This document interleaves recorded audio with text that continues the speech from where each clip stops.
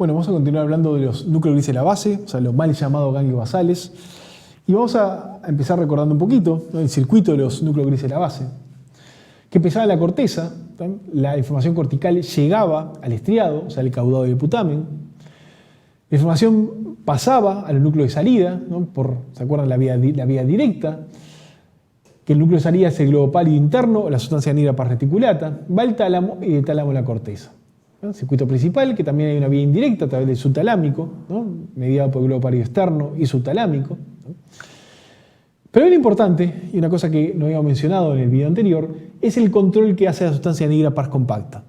Que aquí están las neuronas dopaminérgicas, bien importantes, entre otras cosas, porque se degenera en la enfermedad de Parkinson.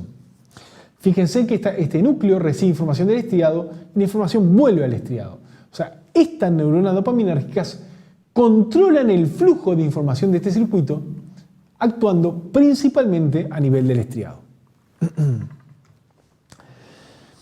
Las neuronas dopaminérgicas se encuentran, como decíamos, en la sustancia negra, pars compacta, y también en el área tegmental ventral, que es un núcleo que está al lado.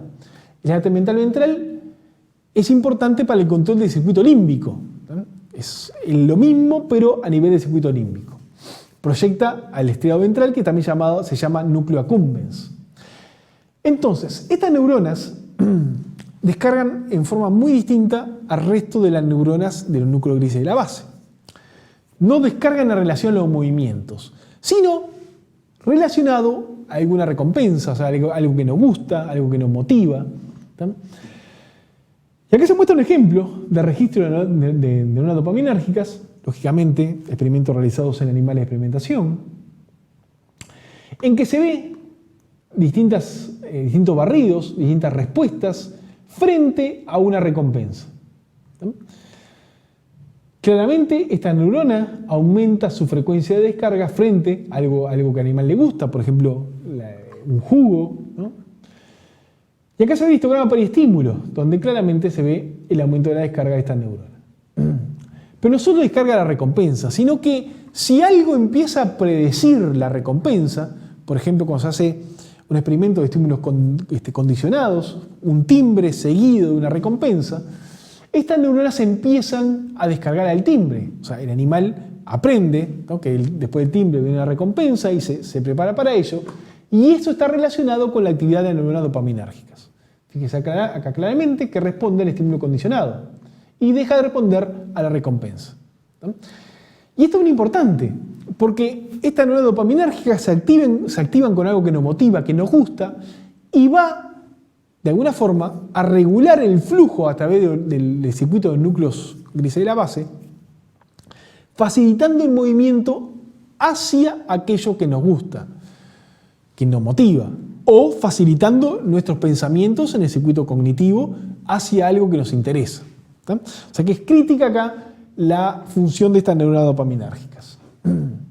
Les recuerdo que estas neuronas dopaminérgicas, o sea, la dopamina, actúa sobre varios tipos de receptores que se muestran acá, son receptores metabotrópicos, y hay una familia de receptores, ¿sí?, o sea que va de D1 a D5, pero D1 y D5 son muy similares en su acción, entonces se llama familia D1, y como se ve claramente acá, la activación de estos receptores D1 y D5 va a activar la adeninatociclasa, o sea que va a aumentar los niveles de AMP cíclico.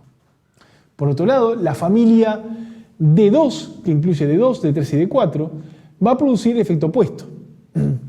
Y sobre la excitabilidad neuronal, los receptores tipo D1 y D5 va a activar a las neuronas y los tipos D2 van a inhibir a las neuronas. D1 excitatorio, D2 inhibitorio. Y esto es muy importante. ¿Por qué? Porque los distintos tipos de receptores están localizados en distintas neuronas del núcleo estriado, o sea, del caudado y del putamen. Les recuerdo que acá están las neuronas espinosas medias, que proyectan tanto por la vía indirecta como por la vía directa. La cuestión es que las neuronas espinosas medias de la vía directa tienen receptor tipo D1, o sea que la dopamina excita la vía directa, mientras que la vía indirecta tiene receptor tipo D2, o sea que la dopamina va a inhibir las neuronas GABAérgicas que forman la vía indirecta. Por lo tanto, la dopamina tiene efectos opuestos sobre las dos vías. Por un lado, facilita la vía directa y por otro lado, suprime la indirecta. En ambos casos, la dopamina, actuando sobre el estriado, va a facilitar el movimiento. O sea, la dopamina facilita el movimiento hacia algo que nos interesa, hacia algo que nos motiva. Bien. Otro grupo neuronal y otro neurotransmisor importante en la regulación del flujo de información a través del circuito del núcleo gris de la base son las neuronas colinérgicas. Son interneuronas que están a nivel del núcleo estriado, que también se denomina como TAN, que quiere decir neuronas tónicamente activas, o sea, que están activas en reposo. Pero estas neuronas hacen el efecto opuesto a las neuronas dopaminérgicas. Van a activar la vía indirecta y van a inhibir a la vía directa. O sea que, actuando tanto por una como por otra, las neuronas colinérgicas, interneuronas colinérgicas, van a suprimir el movimiento. Lo opuesto a lo que hacen la dopamina. Entonces, si la vemos en conjunto, la acción de las neuronas colinérgicas y las dopaminérgicas, vemos lo siguiente.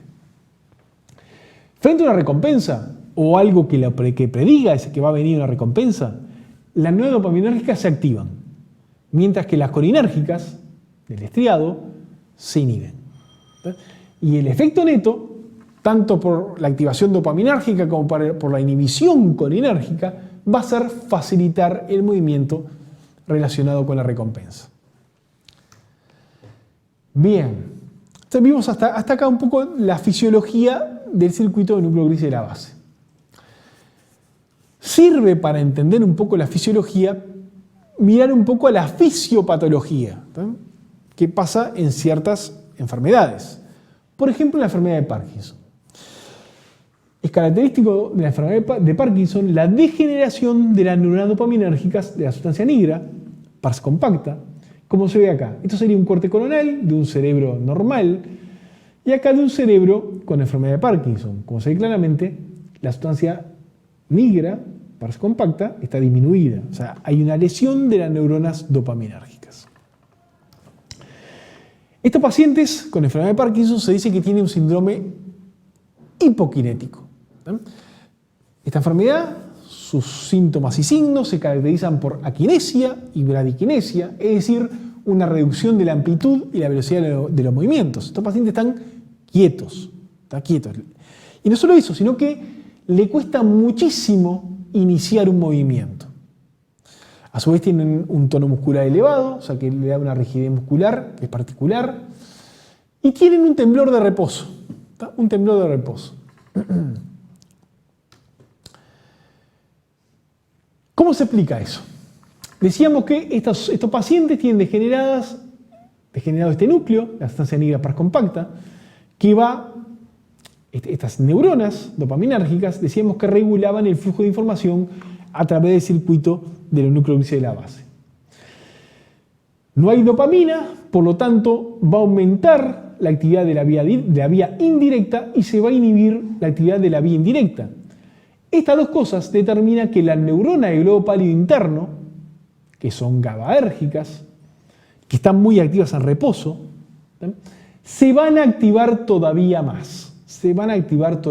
O sea que hay una gran actividad, mucho más que lo normal, de las neuronas GABAérgicas del globo pálido interno y de la sustancia negra pars reticulata. Por lo tanto, va a haber una gran inhibición talámica y el tálamo que es excitatorio no va a excitar a las cortezas motoras. Por lo tanto, va a haber una disminución de los movimientos, porque estas neuronas motoras le va a costar mucho activarse porque no tienen esta excitación, digamos, basal, ¿no? O cuando viene un movimiento no logra ser excitado suficientemente por el tálamo. Esto explicaría entonces la aquinesia o bradiquinesia de la enfermedad de Parkinson. Por otra parte, hay síndromes llamados hiperkinéticos. Un caso característico es la llamada corea de Huntington, una enfermedad neurodegenerativa, que se caracteriza por una lesión, una degeneración del núcleo estriado, como se muestra por acá, que falta, ¿no?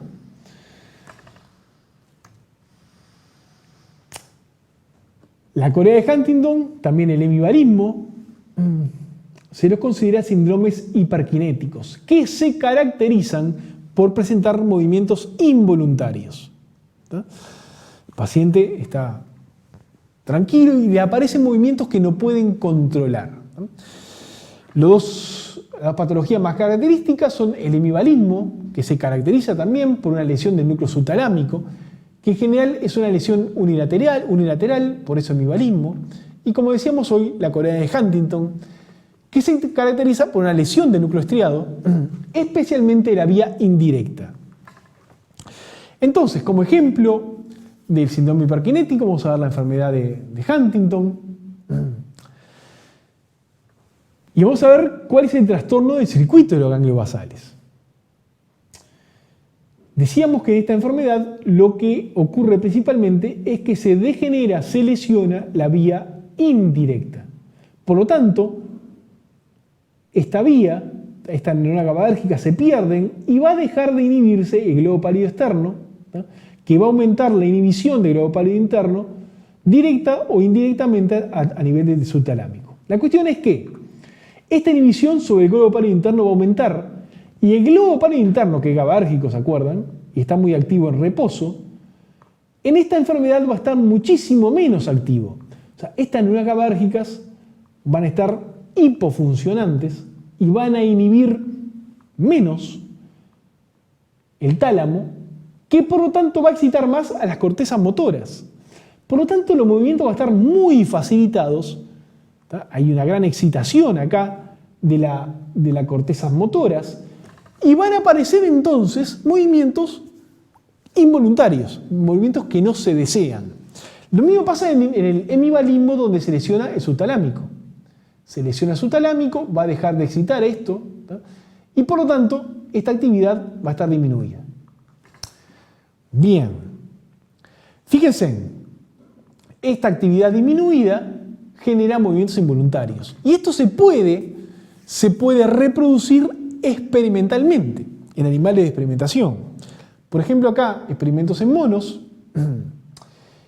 en que se lo enseña al animal a fijar la vista en el centro, ¿tá?, que lo logra perfectamente. El tema es cuando se lesiona, mejor dicho, cuando se lesiona no, cuando se inyecta un inhibidor, ¿tá?, como el mucimol, que es un agonista GABA, como inyectar GABA, ¿tá?, a nivel de la sustancia negra parreticulata, núcleo de salida, ¿tá?, es como inhibir este núcleo. Inhibir este núcleo, disminuir la actividad de este núcleo, pasaría lo mismo que acá. Y fíjense lo que le pasa al animal. Cuando se inyecta entonces mucimol en el núcleo de salida, la sustancia negra parreticulata, esto sería el circuito oculomotor, ¿tá?, el animal ya no puede fijar también la vista acá y aparecen movimientos involuntarios, en este caso de los ojos. Lo mismo que en el hemibarismo, que hay movimiento de las manos. En este caso, como se inyectó un agonista GABA en la sustancia negra parreticulata, que comprende el circuito oculomotor, va a haber movimientos involuntarios de los ojos, ¿no? Entonces se reproduce algo parecido a lo que ocurre en el síndrome hiperkinético. Bien, le dejo algunos conceptos para que recuerden y para que repasen. Muchas gracias.